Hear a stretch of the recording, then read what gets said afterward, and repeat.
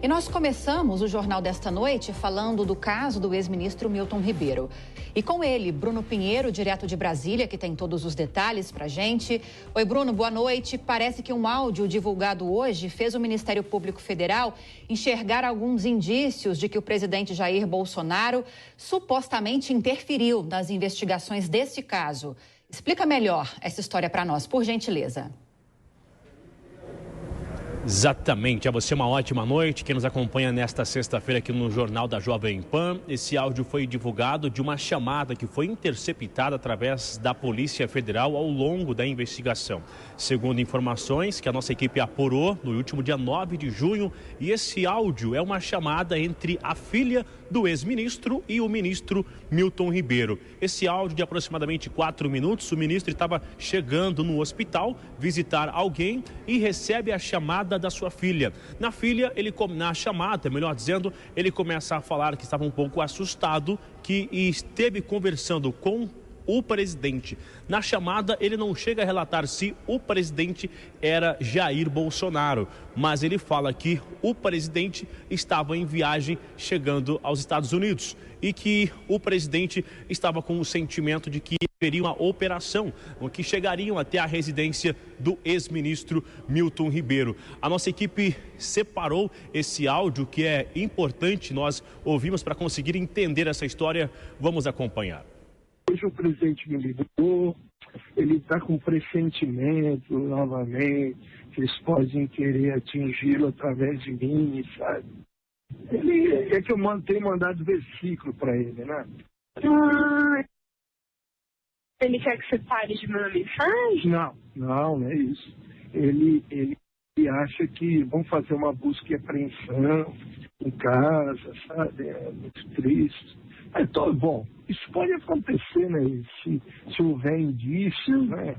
Mas não é porque, meu Deus. Né? Não, pai, não, essa voz não é definitiva. Eu não sei se ele tem alguma informação. Eu tô te ligando eu tô te ligando no celular normal, viu, pai? Então a gente fala, então, tá? Tá bom, mas eu sei. Beijurinha pra você. Beijo,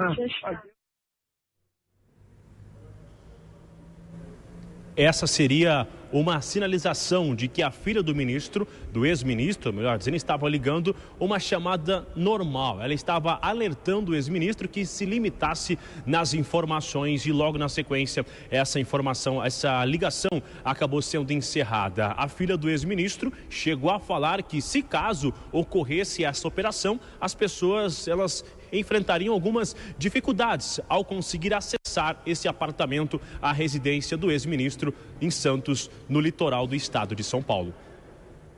Bruno, e por outro lado, a defesa de Milton Ribeiro também se manifestou sobre esse áudio vazado e vê nulidade no caso, é isso? Exatamente, o que foi divulgado, essa nota do advogado que está à frente desde das primeiras horas da operação, na verdade, ele disse que ele esclarece que recebeu com muita surpresa a decisão judicial de remessa dos autos da investigação contra o seu cliente e que isso novamente seja arremetido ao STF e que vai apurar, esclarecer esses áudios que estão sendo divulgados. E a gente relembra só ainda sobre essa chamada do ex-ministro, que ele conversa ali por mais algum tempo e ele volta a dizer, né, que conversou com o presidente e ele estava chegando nos Estados Unidos. E essa conversa foi realmente no dia 9 de junho, quando a comitiva do governo federal chegava em Los Angeles, na cúpula das Américas, nos Estados Unidos. Hoje, um pouco mais cedo, nós conversamos aqui também com o advogado do presidente Jair Messias Bolsonaro, o presidente da República. Nessa entrevista, ele voltou a falar que o ex-ministro estaria usando o nome do presidente de forma indevida em relação a esses áudios que foram divulgados. Vamos ouvir. Mas alguém lá dentro está propositalmente vazando este material, tirando de contexto para gerar matérias jornalísticas com um único objetivo de fim político, para atingir a imagem e a reputação do presidente Jair Bolsonaro. Repito, ele não tem nada a ver com este inquérito, com essa investigação. Tiraram de contexto uma frase, O presidente Bolsonaro não tem nenhum contato e nunca mais falou com o ex-ministro, se afastou. Pois bem, é com esse assunto que a gente abre o giro de opinião aqui no Jornal Jovem Pan desta sexta-feira. Conosco hoje, Fabi Barroso, Fabiana Barroso, mais uma vez aqui. Seja bem-vinda, Fabi, e também Roberto Mota. Uma ótima noite a vocês. Começo com você, então, hoje, que está de volta aqui com a gente, Fabi Barroso.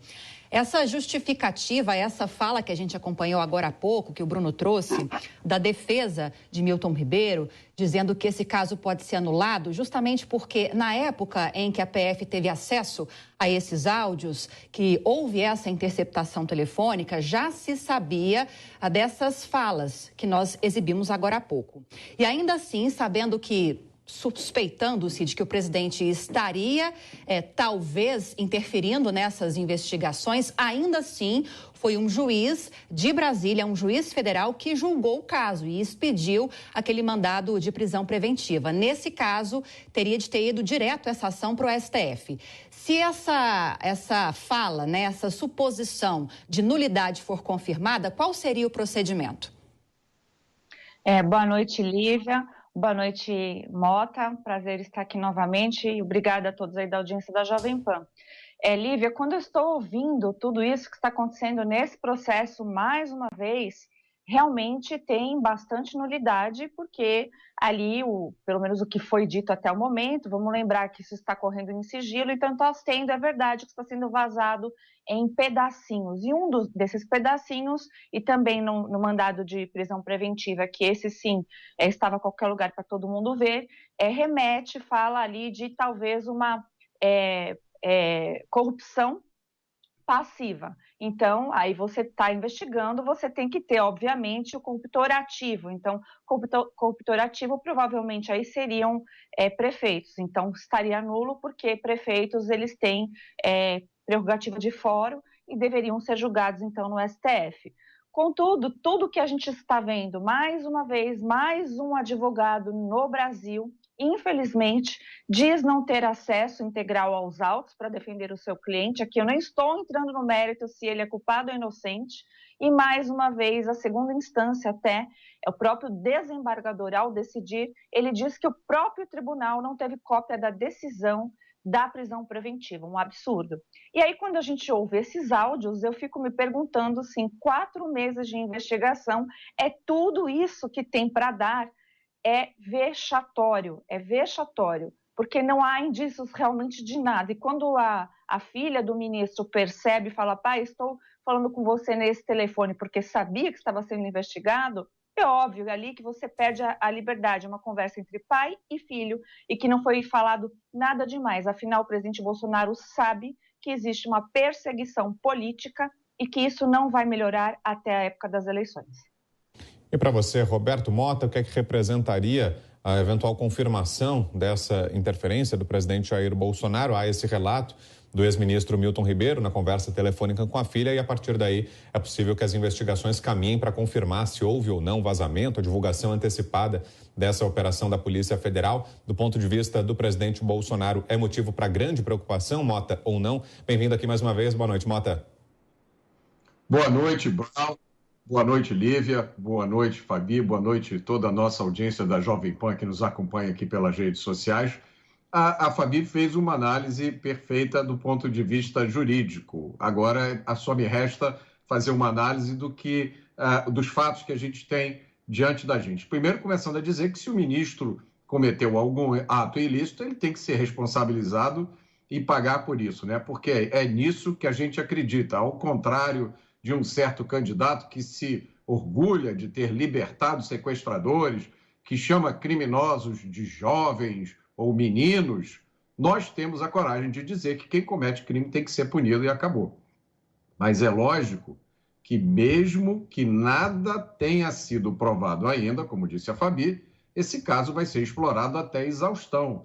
Essa exploração inclui a divulgação do que se poderia chamar até de não notícias. É o caso do conteúdo dessas gravações. Vamos examinar o que o ministro disse.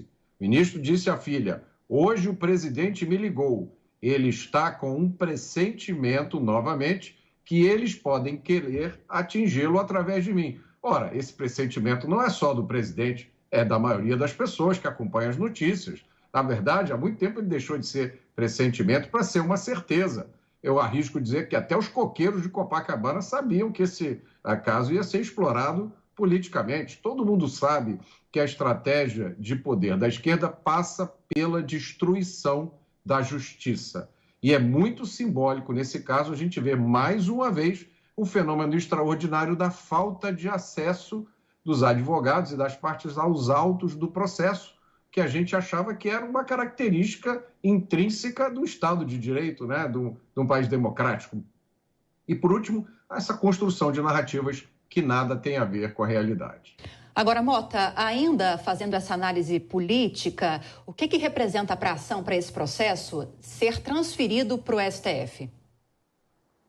Lívia, isso é uma pergunta que os brasileiros se fazem toda vez que escutam uma informação como essa, né? A maioria dos brasileiros não é formada em direito, não consegue entender muito a lógica da justiça.